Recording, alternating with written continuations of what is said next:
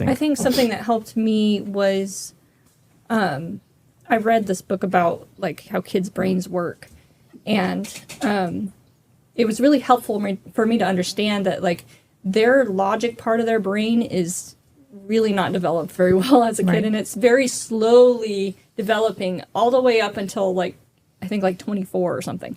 So to understand that especially like toddlers, like a lot of times they're not trying to be naughty, they're not trying to do something bad, they're just wanting to explore and have fun, and they just see something and instinctively like, oh, I want to do this, and they don't have the logic to go like, oh, that's dangerous, or that's unhealthy for me, or that's rude, or that's whatever.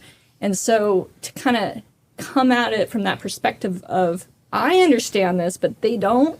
And so instead of just being mad and treating them like they're this bad child, come at it like I'm trying to teach them so that next time they do understand that this is not good for them to do, but kind of coming at it more of a teaching perspective than a punishing perspective when they're too young to even understand fully what that means. And in that teaching moment, not just telling them you shouldn't do this calmly, but teaching them why. And they're not going to get that the first round.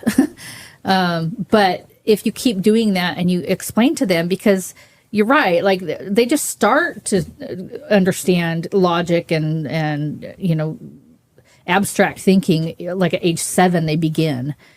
So definitely under 7, you're not going to make that connection with them. But if you can start to explain why and teach them about compassion and having understanding that other people, if you're doing something that's rude or mean to their sister or whatever, then you can start to explain to them.